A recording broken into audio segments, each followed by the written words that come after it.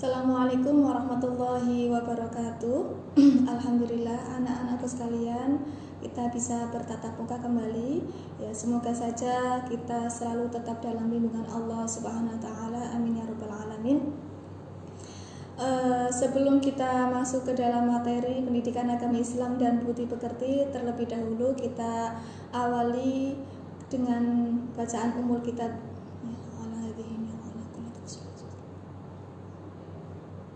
Al-Fatihah. A'udzu billahi minasyaitonir rajim. Bismillahirrahmanirrahim.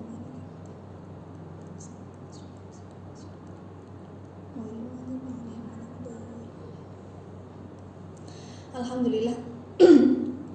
Langsung saja, seperti yang sudah Ibu jelaskan di pertemuan pertama ya, terkait dengan materi-materi atau bab-bab yang akan Ibu ajarkan di kelas 12 dari mulai bab 1 sampai bab 10. Sekarang kita masuk ke dalam bab yang pertama, yaitu tentang berpikir kritis dan demokratis ya. Yang pertama kita akan bahas tentang demokrasi dalam Islam. Demokrasi ya, pengertiannya ya, terusan yang kedua dasar demokrasi dalam Islam, kemudian kita yang akan bahas pembahasan yang ketiga adalah tentang asbabun nuzul, dan yang keempat adalah tentang tafsiran dari dasar tentang demokrasi. Selanjutnya demokrasi, langsung kita pembahasannya. Pertama adalah demokrasi. Demokrasi berasal dari bahasa Yunani ya, itu terdiri dari dua suku kata, yaitu demos dan kratos. Demos artinya adalah rakyat, kratos artinya adalah kekuasaan. Saya ulang lagi. Demokrasi secara bahasa terdiri dari dua suku kata ya, berasal dari bahasa Yunani. Dua suku kata itu, yang pertama adalah demos artinya rakyat dan kratos artinya kekuasaan. Demos artinya rakyat ya, dan kratos artinya kekuasaan. Selanjutnya demokrasi. Sedangkan demokrasi secara istilah yaitu suatu bentuk dari mekanisme sistem pemerintahan ya, pada suatu negara ya, sebagai upaya dalam mewujudkan kedaulatan rakyat. Saya ulang lagi, demokrasi ya, secara istilah adalah sebuah bentuk dari mekanisme ya, sistem pemerintahan pada suatu negara sebagai upaya mewujudkan kedaulatan rakyat. Ya, itu secara istilahnya, atau sering kita dengar itu biasanya sistem pemerintahan ya, dari rakyat, oleh rakyat, dan untuk rakyat. Ya, itu biasa sering kita dengar ya, tidak asing dari telinga kita ya. Demokrasi itu ya intinya dari rakyat, oleh rakyat, dan untuk rakyat ya. Contohnya yang biasa kita laksanakan ya, itu adalah contohnya pemilihan presiden. Itu juga menganut azas demokrasi. Nah, kemudian pemilihan ketua kelas itu juga kita menggunakan azas demokrasi, dari rakyat, oleh rakyat, dan untuk rakyat ya. Jadi calonnya itu dari rakyat ya. Yang memilih itu rakyat, dan kalau sudah dipilih dan jadi, maka ya semua manfaatnya untuk rakyat. Itulah demokrasi. Jadi contoh kalian di kelas ya, pemilihan ketua kelas itu harus menganut azas demokrasi ya. Taruhlah dari satu kelas itu siapa yang dipilih ya, calonnya contohnya ada 5 orang, yaitu pilihan calonnya adalah 5. Nanti yang milih siapa? Ya dari kelas anak itu sendiri, dari satu kelas itu ya. Dan kalau sudah jadi ya salah satu dari 5 itu, maka yang jadi ketua kelas itu harus memperhatikan ya memperhatikan kemajuan ya, kemajuan teman-temannya yang satu kelas itu khususnya itu ya. Jadi itu contoh daripada sistem pemerintahan atau sistem yang dilakukan dari rakyat, oleh rakyat, dan untuk rakyat ya. Tadi saya contohkan adalah yang lingkup kecil itu di lingkungan sekolah, itu di ruang kelas gitu. Nah sekarang apa hubungannya dengan Islam? Ya, kenapa kok Islam itu membahas tentang demokrasi? Ya, kenapa? Karena Islam itu menganjurkan kita untuk selalu demokrasi. Ya, tidak boleh kita itu ketika mengambil keputusan itu hanya sepihak, harus dengan proses demokrasi. Apakah ada dasarnya? Apakah benar Allah itu memerintahkan kita untuk selalu bersikap demokrasi? Ada dasarnya, yaitu dalam surat Al-Imran ayat 159. Ya, itu. Silakan kalian simak ya ayat Al-Quran yang nanti akan saya baca ya. Jadi dasar dari demokrasi dalam Islam itu adalah surat Al-Imran ayat 159 ya.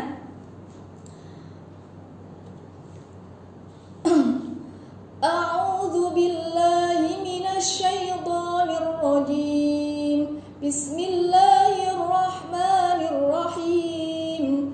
Fabima rahmatin minallahi linta lahum walau kunta faddan ghalidhal qalbi lanfaddu min hawlik fa'fu anhum wastaghfir lahum washawirhum fil amr fa idza 'azamta fatawakkal 'ala Allah innallaha yuhibbul mutawakkilin. Ini adalah ayat Al-Quran ya, yang menjadi dasar bahwa kita orang Islam itu disuruh untuk selalu bersikap demokrasi ya. Sebelum Ibu menjelaskan ya, apa sih ya isi daripada Quran surat Al-Imran ayat 159, terlebih dahulu Ibu akan menjelaskan tentang asbabun nuzul atau sebab-sebab diturunkannya ayat ini. Kenapa sih Quran surat Al-Imran ayat 159 itu turun? Ya, alasannya apa? Awalnya bagaimana? Ya, asbabun nuzul namanya. Asbabun nuzulnya, sebab turunnya itu pada saat itu ketika terjadi perang Badar. Ya, kalian tahu ya waktu kelas 10 bahwa perang Badar itu dimenangkan oleh umat Islam.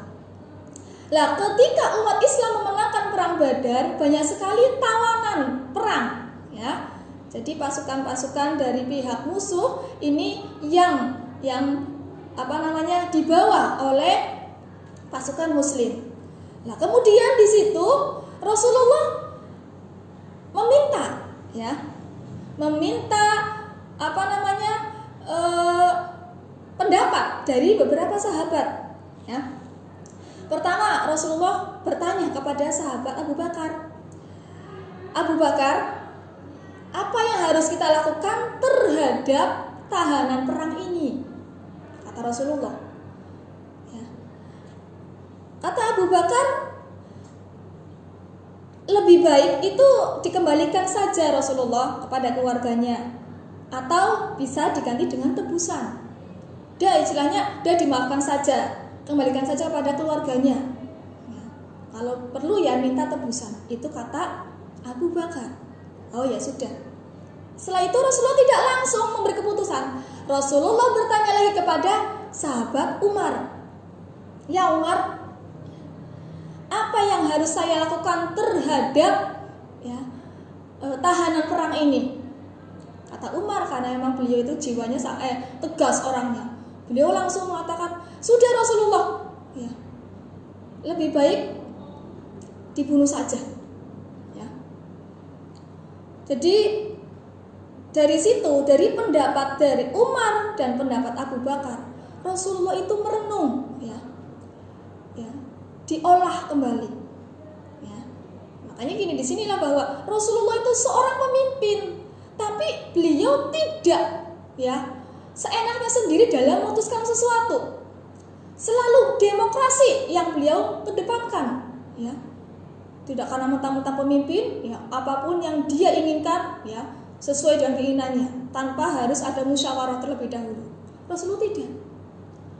Beliau mengajak para sahabat, ya, untuk dimintai pendapatnya harus bagaimana. Jadi setelah Rasulullah itu berpikir ya barulah di sini turunlah ayat ya Quran surat Al-Imran ayat 159 yang tadi saya sampaikan, fa bima rahmatin minallahi liyatalahum walau kunta faddan walidul qalbi lam faddu min hawlik fa'fu anhum wastaghfir lahum wasyawirhum fil amr. Ya, fa idza azamta fatawakkal 'ala Allah innallaha yuhibbul mutawakkilin. Artinya maka disebabkanlah dari rahmat Allah lah kamu berlaku lemah lembut terhadap mereka. Jadi apapun yang kita miliki ya, baik sikap baik kita ya, sikap baiknya kita ya, terus juga luar biasanya kita, jayanya kita ya, solehnya kita, itu semuanya karena rahmatnya Allah ya. Kita menjadi baik itu bukan semata-mata karena kemampuan kita. Jadi tidak boleh ketika orang menjadi orang yang sangat dihormati, orang yang sangat baik, bahkan orang yang sangat luar biasa, kemudian dia merasa ini saya bisa seperti ini karena saya, nah tidak boleh, itu sombong. Jadi ketika kita menjadi orang baik itu senantiasa karena pertolongan Allah, karena rahmat Allah. Tanpa Allah memberikan pertolongan kepada kita, kita tidak mungkin bisa menjadi orang yang baik ataupun orang yang sukses. Nah, kemudian arti selanjutnya adalah walau kunta fadun walidul qalbi lam faddu min haulik, sekiranya kamu bersikap keras lagi berhati kasar ya, tentulah mereka menjauhkan diri dari sekelilingmu ya. Jadi kalau seumpamanya ya kita itu hatinya keras, tidak mau menerima pendapat siapapun ya, terus kasar juga, ya pasti otomatis orang yang berada di sekeliling kita itu akan menjauhi. Saya malas dengan orang itu karena dia kasar sekali ya. Dia sudah kasar, dia tidak juga mau menerima pendapat orang lain, merasa dia paling benar dan sebagainya. Akhirnya dijauhi oleh banyak orang. Itu tidak boleh ya. Fa'fu anhum wastaghfir lahum wasyawirhum fil amr. Karena itu maafkanlah mereka ya, wastaghfir lahum ya, dan mohonkanlah ampun kepada mereka ya, wasyawirhum fil amr ya, dan bermusyawarahlah dengan mereka dalam urusan itu ya. Fa idza azamta fatawakkal 'ala Allah, kemudian apabila kamu telah membulatkan tekad, fatawakkal 'ala Allah, maka bertawakallah kepada Allah. Innallaha yuhibbul mutawakkilin. Ya, sesungguhnya Allah itu mencintai orang-orang yang bertawakal. Jadi ini bukti bahwa Rasulullah itu orang yang sangat-sangat disayangi oleh para sahabat dan para pengikutnya. Karena apa? Sangat lemah lembut. Ya. Tidak merasa bahwa dia pemimpin, berarti dia itu semena-mena. Tidak. Ya, sangat luar biasa. Ketika ada sesuatu itu dimusyawarahkan, ya. Jadi di sini bahkan ketika ada orang, taruhlah tadi yang saya sampaikan tentang orang pasukan yang melawan Rasulullah pada saat perang Badar, ini kan luar biasa. Bagaimana umat Islam disakiti ketika di Mekah, ya Rasulullah itu istilahnya mau dibunuh, bahkan pernah dilempari kotoran dan sebagainya. Tapi apa? Rasulullah selalu memaafkan, ya, selalu memaafkan. Fa'fu anhum. Rasulullah selalu memaafkan perbuatan-perbuatan dulu mereka. Disinilah yang kemudian akhirnya banyak sekali orang-orang kafir ya, orang-orang yang tidak beriman kepada Allah karena melihat sikap Rasulullah yang luar biasa, akhirnya mereka beriman kepada Allah ya. Jadi ayat ini itu menjelaskan ya, intinya inti dari ayat ini adalah menyuruh untuk kepada kita ketika kita itu memecahkan suatu masalah, hendaknya selalu ya bermusyawarah ya, dan selalu mendengarkan apa yang disampaikan oleh orang lain. Apabila itu baik, maka kita harus menghargai ya. Jangan terlalu keras hatinya, tidak mau mendengar pendapat dari orang lain, tidak boleh itu. Karena apa? Resikonya kalau kita terlalu keras atau bahkan kita cenderung itu mengabaikan orang lain ya, menganggap orang lain salah, menganggap orang lain itu tuh tidak baik yang baik hanya kita sendiri, ya, justru malah nanti akan dijauhi oleh orang lain. Itu. Jadi justru malah kita tuh harus apa? Harus selalu bermusyawarah, memaafkan mereka dan meminta ampun. Ya Allah, ya, jika memang dia itu menyakitiku, semoga dia itu, ya, dibukakan pintu hatinya, ya, kemudian dimaafkan kesalahannya. Itu. Jadi jangan sampai kita berpikir seperti ini. Orang yang menyakiti kita itu harus kita doakan yang buruk, tidak boleh. Ya. Orang yang menyakiti kita itu harus kita doakan yang baik. Ya. Loh, kenapa Bu? Ya, nggak perlu kita doakan yang baik. Buat apa? Ya. Kita tidak boleh merasa rugi. Ketika kita itu mendoakan orang lain, tidak perlu merasa rugi. Baik orang lain itu baik kepada kita atau orang itu jahat kepada kita doakan yang baik. Karena apa? Walaupun nantinya orang itu tetap tidak akan baik kepada kita, tapi Allah itu akan membalas kita dengan beberapa banyak sekali kebaikan. Ya. Dan ribuan malaikat itu akan, ya, balik mendoakan kita. Ya, itu. Ya. Jadi gini. Contoh dalam suatu contohnya ada di sekolah, ya, di ruang kelas ada suatu permasalahan, ya, di kelas, taruhlah ketua kelas mengumpulkan, ya, perwakilan dulu dikumpulkan, masalahnya seperti ini, bagaimana kita menyelesaikannya, ya, pihak dari A pendapatnya seperti apa, B seperti apa, C seperti apa. Setelah itu disaring mana yang terbaik, ya, kesepakatannya bagaimana. Kalau sudah, ya, nanti itu adalah bentuk ikhtiar. Nanti setelah ini bagaimana itu urusan Allah. Fatawakkal 'ala Allah.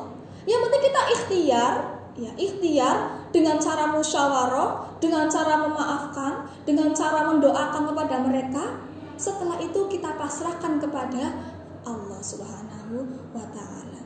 Itu adalah inti daripada demokrasi, ya. Jadi demokrasi dalam Islam itu sangat penting sekali, ya, sangat penting sekali. Karena apa? Ya, Islam itu sangat menjunjung demokrasi, ya. Dimanapun kita berada harus selalu bersikap demokrasi. Tentunya ketika dalam hal-hal yang baik dan positif untuk diri kita dan masyarakat luas, itu tetap kita harus menjaga demokrasi sesuai dengan dasar Quran surat Al-Imran ayat 159.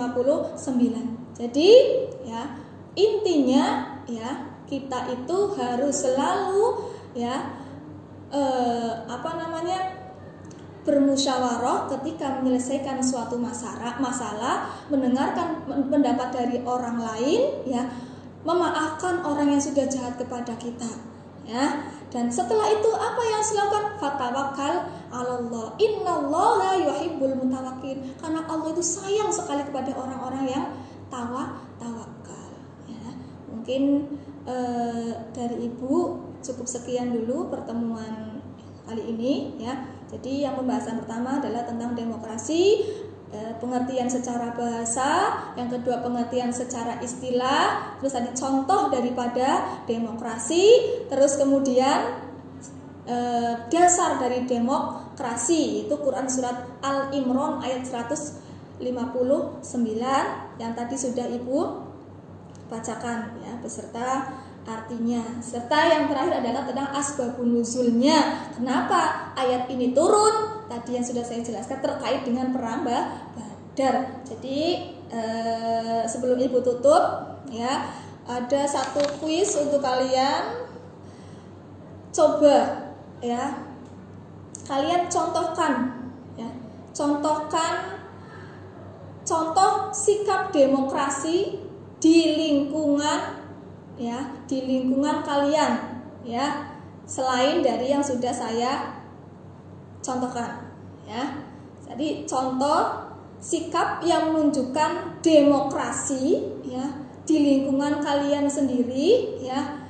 Terserah, bebas, yang penting bukan yang tadi Ibu contohkan. Tadi Ibu mencontohkan tentang pilihan presiden dan pilihan ketua kepala daerah, ya. Terus tadi ada ketua kelas. Selain itu silakan kalian pikir sendiri coba ya seperti apa ya. Jadi contoh kuisnya adalah buatkan satu contoh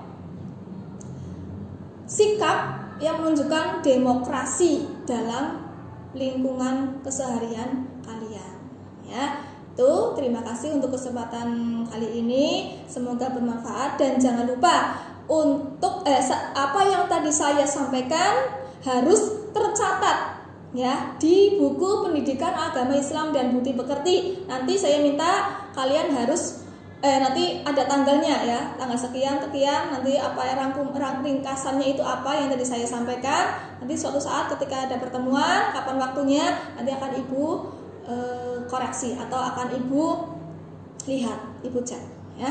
Terima kasih atas hadiran kalian semuanya. Wabillahi taufiq wal hidayah.